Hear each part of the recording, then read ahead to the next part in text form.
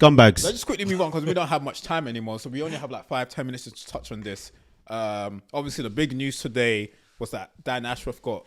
That was mad. He didn't get sacked. They're saying he left. Mutual consent. Mutual consent. That, he obviously knows something's gone on. According to the Athletics, the decision was made after the game yesterday. They told him they had a meeting at 8:00, bro. Yeah, and I had a feeling something was coming. They're still investigating the true reason. Yeah. But in terms of like, the only speculations now is they wasn't pleased with the summer signings or whatever he did in the summer.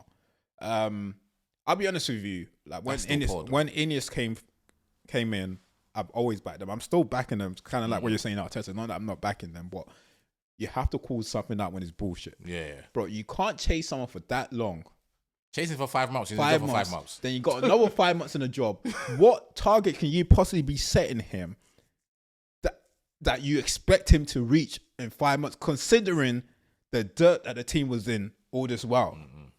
What could it be? And the only thing that's coming to my head, I'll give you obviously the opportunity to speak, is that because this guy's I hope not, but I'm thinking because he's a United fan, he's a fan that owns the club. He's playing. He's acting like he's making decisions off emotions.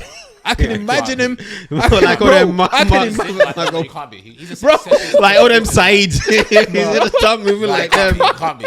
I can't imagine it because I'm trying to gather what the fuck can you expect.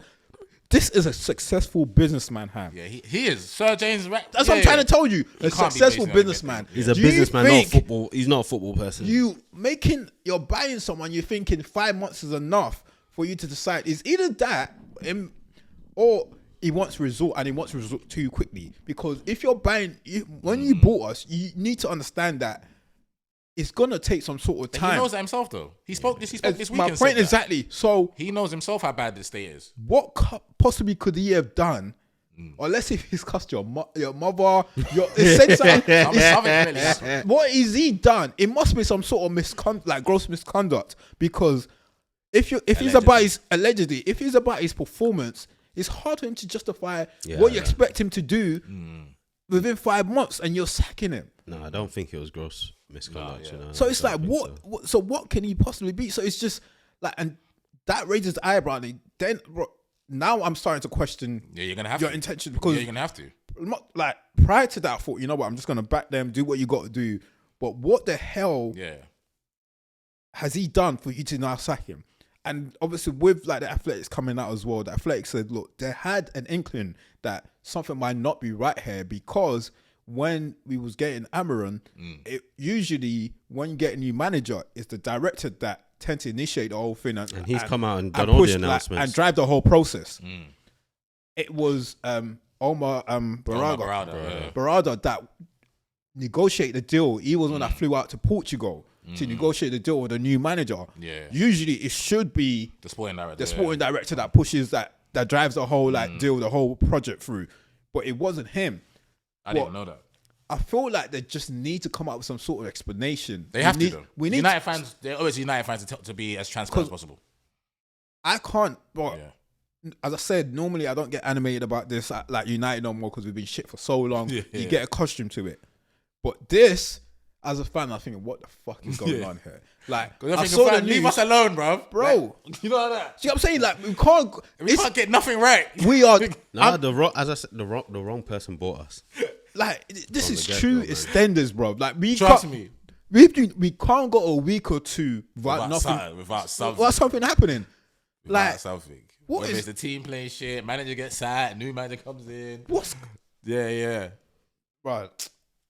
Go on, Eddie. Relieve Tommy. So like a couple of days ago, was it yesterday or the day before? There was an article on BBC, and so Ratcliffe came out and said some hard decisions are going to be made.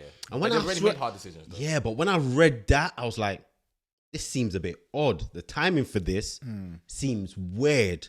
So obviously nothing's come out, but I was sat there and I was thinking, but he's made that decision. I was like, this is a bit random. Like what you're saying is just very random.